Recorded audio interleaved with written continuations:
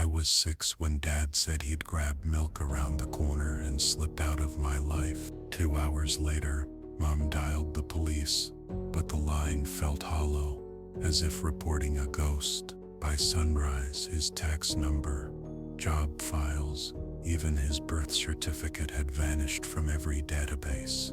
Street footage caught him leaving our porch, yet no lens ever captured where he went next. Grandpa whispered Dad had grown jumpy, counting unseen steps in the yard and locking bathrooms for hours.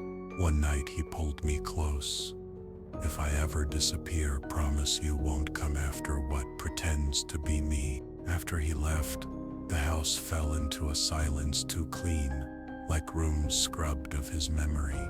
Mom boxed every photo, donated his shirts, and banned his guitar chords from Sunday mornings. When I searched the attic for their wedding album, she screamed, "That man is no longer your father." At school, my teachers insisted no guardian by his name had ever signed my enrollment forms. I pinned his picture for Father's Day.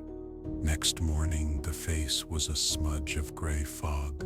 I learned people preferred dead parents to impossible ones, so I swallowed the story whole. Every night, the last thing I heard was his warning looping like a lullaby corrupted.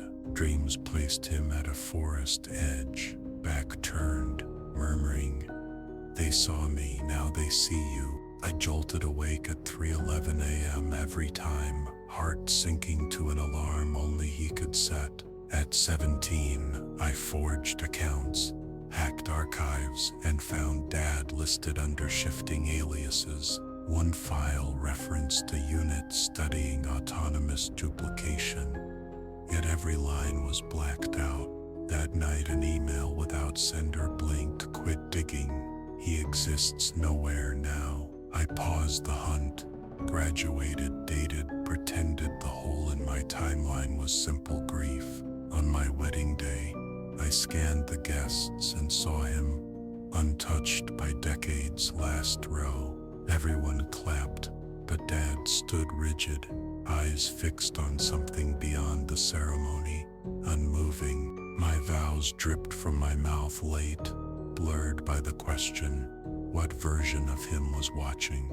At the reception, I combed corridors, parking lot, even behind the band, no trace. Splashing water in the restroom, I met his body in the doorway, yet his reflection never joined. I spun. He was gone, leaving a folded paper. "You stared. Now they'll stare back." I told my bride. She smiled sadly. "Love, your father died years ago, remember? Home again." I found a fresh death certificate signed by a doctor. Nobody could verify. Old forums linked the same doctor to vanishing cases. Warning, run if his name surfaces. I messaged a user called Dante. He replied in minutes. He'd seen his own father reappear unchanged. Dante's photos showed the man lurking at milestones, each shot colder than the last. Thread after thread echoed. Relatives gone for decades resurfacing, perfectly preserved. Then reality rewrote itself. Always the same rules. They don't age, they pick special dates, and documents shift overnight. Some called them echoes, others reflections, learning to replace the original mind by mind.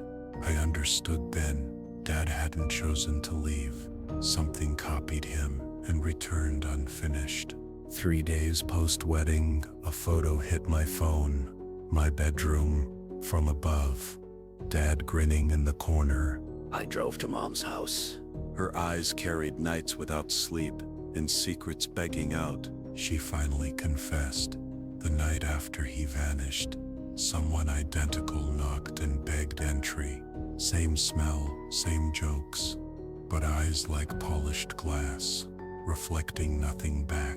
He stood for hours murmuring dates and coordinates, whispering, "Matrix needs 2 more," copy almost set. Terrified, Mom fled with me. and invented the story of a clean disappearance to shield us. I left her porch feeling lighter and heavier at once, destiny snapping shut like a seatbelt. That night I tried to resist sleep. Somehow I woke sitting in the living room anyway. He was there, calm as a winter lake, jacket unchanged, studying me like a reflection out of sync. "You're lasting longer than copies usually do," he sighed. "But memory leaks break the shell." He placed a hand on my shoulder. The air smelled of static and old photographs curling. He dissolved, leaving a quivering lump of flesh on the carpet, half-formed, wearing my own features. I fled to a rented room miles away, curtains taped, mirrors covered, phone off. Even so, reflections lag a heartbeat, as if the glass waits its turn to be me. This morning I woke with a memory I never lived, holding my future son's hand in warning. In that borrowed scene I whisper, "If I vanish, don't chase what wears my smile." Now every hallway creak sounds doubled, like two versions of my steps overlapping out of sync. When the phone rings, only static answers, yet I hear my own breathing inside the hiss. Dante's profile went dark today, his last post a mirror selfie where his eyes were missing. I receive blank emails every hour, subject line repeating my childhood nickname back to me. Some nights a silhouette stands outside the window, but the glass shows it on both sides. The wall clock stops at 3:11, yet seconds echo elsewhere, ticking behind my teeth. I talk aloud to stay sane. Sometimes a second voice finishes my sentence in perfect sync. I bolt the bathroom door like Dad once did, yet I sense something already inside. Planks creak under invisible weight. I picture half-made copies testing the house for space. Phone selfies show my face doubled, one grin lagging a fraction behind the other. Tuning an old radio, I catch coordinates repeating same numbers Dad muttered years before. Against sense I drive there. The map redraws itself endlessly, roads bending into loops. I stop where asphalt meets forest, the same clearing from my dreams, humming like a hard drive. He's there, back turned, identical to the dream. This time, he slowly turns halfway.